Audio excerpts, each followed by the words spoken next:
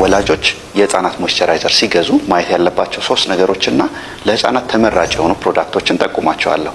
የመጀመሪያው የሞይስቸራይዘሩ ውፍረትን ማየት ነው። ይሄ ውፍረት ያለው ወይንም ደግሞ በኦይንትመንት መልክ የተዘጋጀው የቆዳ ማለስለሻ የቆዳ አለርጂ ላላቸው፣ የቆዳ መሰነጣጠቅ ላላቸው እንዲሁም ደግሞ የቆዳ ድርቀት ላላቸው ተመራጭ ነው።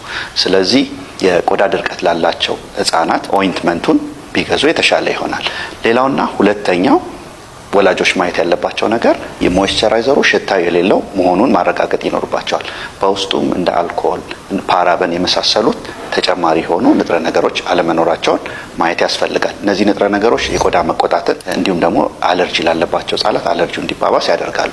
ሌላውና ሶስተኛው ተጨማሪ የሆኑ ግብአት መኖራቸውን ማረጋገጥ፣ ለምሳሌ እንደ ሴራማይድ፣ ኮሎይዳል ኦትሚልስ እንዲሁም ደግሞ ሃያሉሮኒክ አሲድ በውስጣቸው መኖሩ ቆዳ ለማከም የሚያግዙ ንጥረ ነገሮች ናቸው። ይህ ሞይስቸራይዘሩን የበለጠ ተመራጭ ያደርገዋል። በዚህ መሰረት እንግዲህ ወላጆች የተለያየ ሞይስቸራይዘሮችን ሊጠቀሙ ይችላሉ። እንደ አኳፎር፣ ሴራቪ፣ ሴታፊል፣ ሴባሜድ የመሳሰሉት ጥሩ ለህፃናት ቆዳ ተስማሚ የሆኑ ሞይስቸራይዘሮች ናቸው። ስለዚህ ወላጆች ከላይ የተነጋገርናቸውን 3 ነገሮች በማየት ሞይስቸራይዘሮችን በአግባቡ መምረጥ ያስፈልጋል። አመሰግናለሁ።